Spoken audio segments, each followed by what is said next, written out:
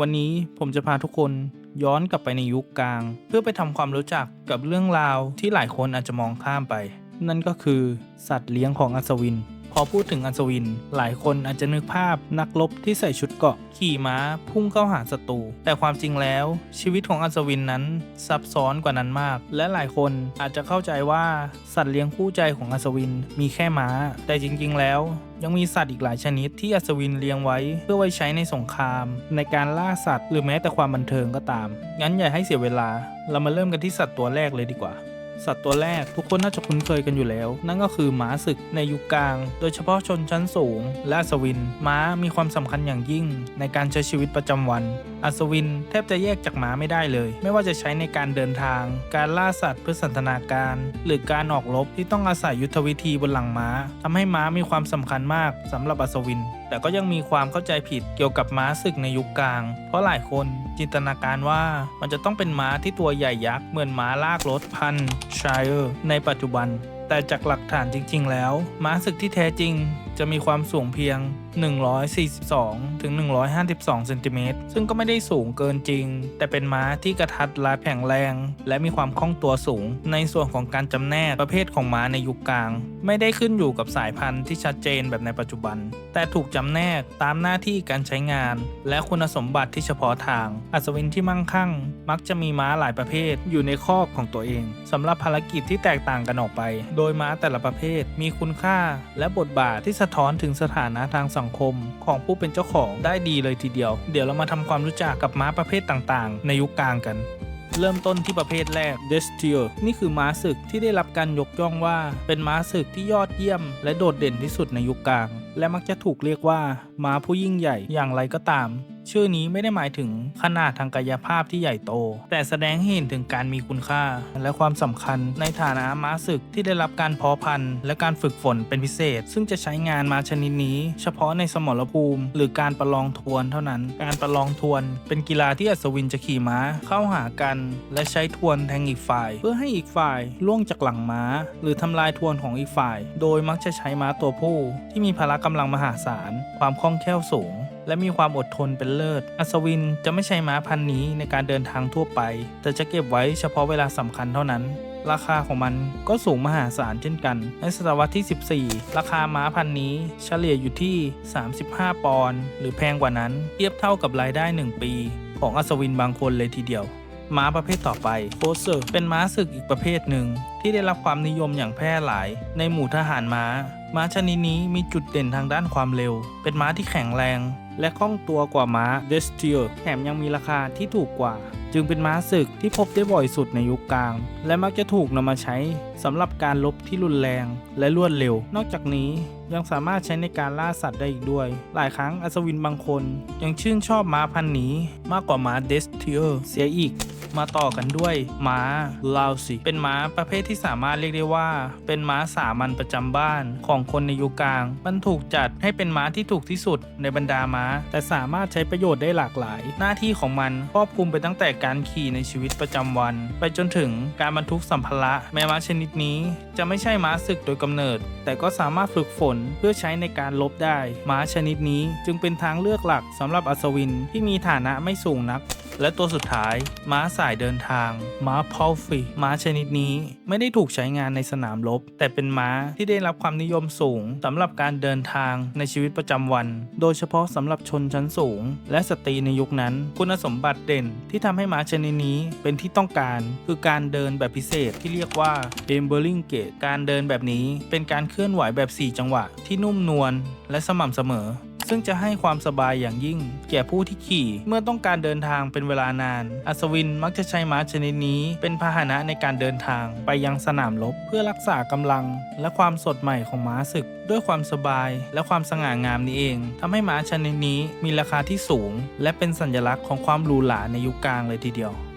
ในส่วนของการฝึกม้าศึกในยุคกลางถือว่าเป็นงานที่ยากลำบากอย่างหนึ่งเนื่องจากผู้ฝึกจะต้องฝึกม้าตั้งแต่ยังเด็กและจะต้องเอาชนะสัญชาตญาณธรรมชาติของม้าที่เป็นสัตว์ชอบหลบหนีภัยอันตรายต่างๆที่จะเข้ามาหาตัวมันและจะต้องสร้างความกล้าหาญเพื่อให้พวกมันพร้อมที่จะเผชิญหน้ากับความกลัวที่จะเกิดขึ้นในสนามรบการฝึกนี้เป็นการปรับเปลี่ยนพฤติกรรมทางจิตวิทยาอย่างเข้มข้นและนี่คือสิ่งที่ม้าจะต้องฝึกการทำความคุ้นเคยกับสภาพแวดล้อมในสนามรบม้าจะถูกนำไปสถานที่ที่มีเสียงดังและมีกลิ่นที่น่ากลัวเช่นโรงตีเหล็กเพื่อทำความคุ้นเคยกับเสียงเหล็กที่กระทบกันหรือโรงฆ่าสัตว์เพื่อทำความคุ้นเคยกับภาพเสียงและกลิ่นเลือดของความตายการฝึกโจมตีม้าจะได้รับการฝึกฝนให้ตอบสนองกับคำสั่งของอัศวินผ่านแรงถีบที่ขาและยังถูกฝึกให้กัดและเตะตามคำสั่งรวมไปถึงการวิ่งเหยียบศพศัตรูซึ่งเป็นทักษะที่ใช้ในการต่อสู้จริงการฝึกเพื่อประลองทวนม้าจะได้รับการฝึกให้วิ่งพุ่งเข้าหาคู่ต่อสู้โดยตรง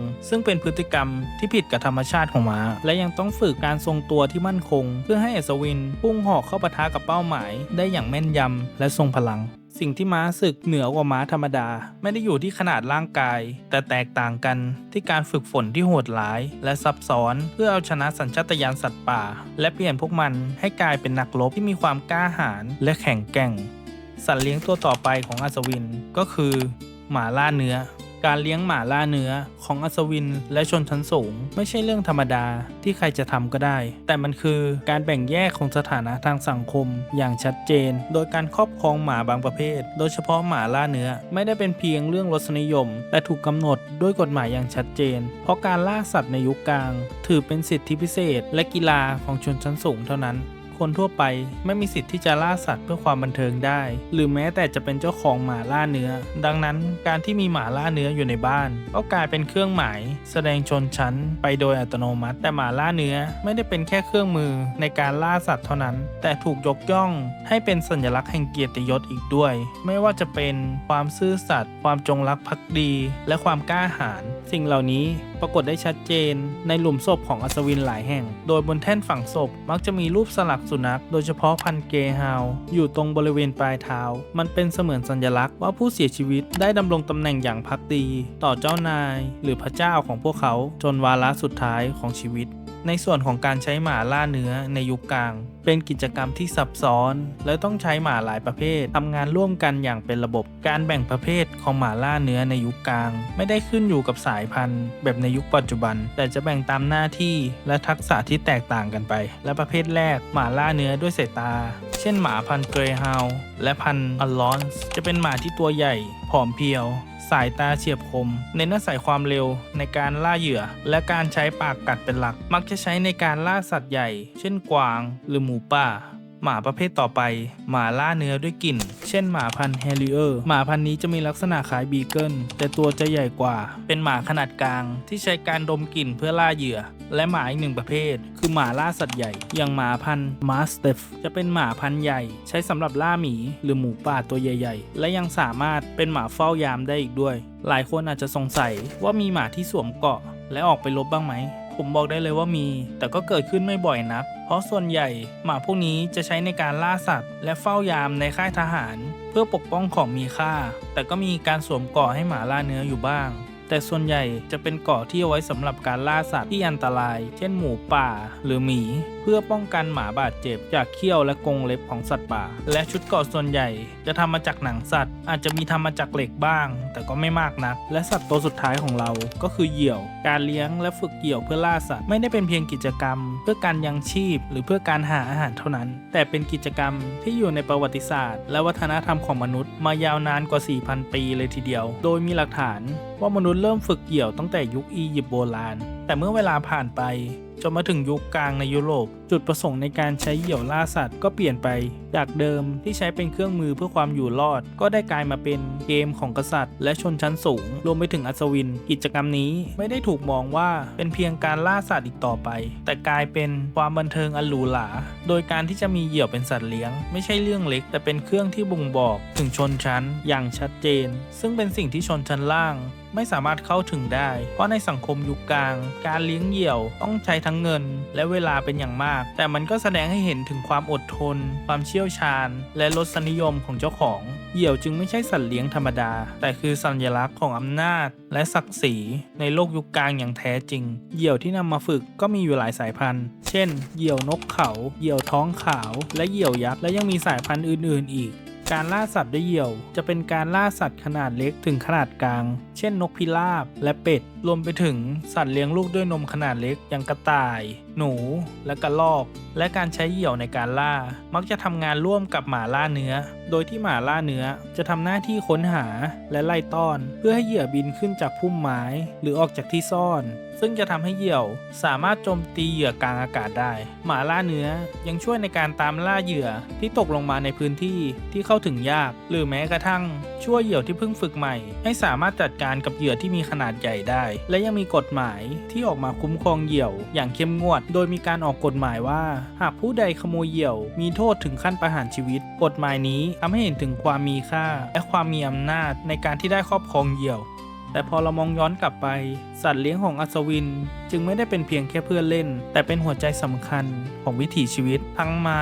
ที่เป็นศูนย์กลางของสงครามและเกียรติยศหมาล่าเนื้อผู้พักดีและเหยี่ยวผู้สูงส่งแห่งเวหาสัตว์เหล่านี้คือสัญลักษณ์ที่บ่งบอกถึงความซับซ้อนของสังคมในยุคกลางความสัมพันธ์ระหว่างมนุษย์กับสัตว์จึงเป็นทั้งการพึ่งพาความผูกพันและการแสดงสถานะทางสังคมหากชอบคลิปนี้อย่าลืมกดไลค์กดแชร์กด Subscribe ให้ผมด้วยมีอะไรคอมเมนต์คุยกันข้างล่างครับ